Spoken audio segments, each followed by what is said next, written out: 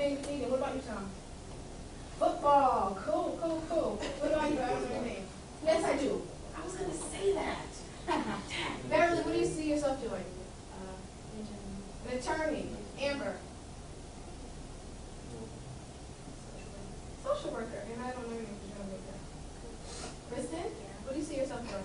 Writer. You want to be a writer, journalist. Okay, cool. And then I know we want to be a nurse. Is it just a nurse? The Mentor-Mentee program is entitled WAY Camp, and it's under the umbrella organization of Workforce Alliance. And what the program does is it combines, it grabs at-risk youth from New Haven and pairs them with students from Quinnipiac in hopes of getting them to interact with people who are in a higher education forum and people who have already made their way to college. So, I mean, it's all an effort to get these at-risk students from New Haven idea of what college is going to be like and give them a way to, you know, get away from New Haven and all of the troubles that it may or may not be. I'm a member of Sigma Gamma Rho Sorority Incorporated, and one of the hallmarks of my organization is education of the youth, and it is something that has guided me into the mentoring in general. I'm also a mentor here on campus in the Alana and I mentoring program. But for this particular program, WAY Camp, my sister created it. My twin sister created the program, so, you know, she kind of just like wrangled me up and got me to be involved, which I was completely happy to do because, like I said, my organization had prepared me to be in that sort of program. When I started here, it was a little slow. There was nothing progressive being done as far as a youth program that I thought was like really, really dynamic, and the youth program that I thought was really beneficial or interesting to the kids, which is why I suggested that we started the mentoring program.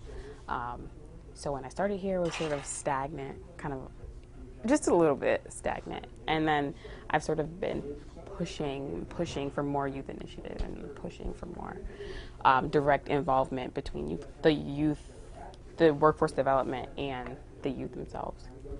Instead of just being like the place where the youth programs get the money, they like know who we are and they work with us.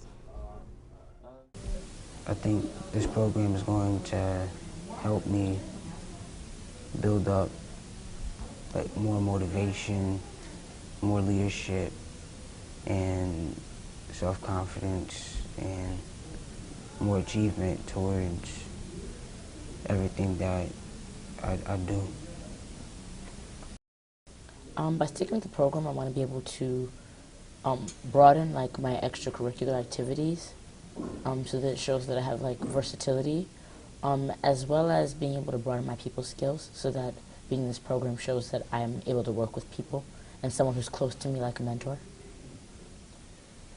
As far as changes in the program, I see my sister kind of being more proactive about how she programs events.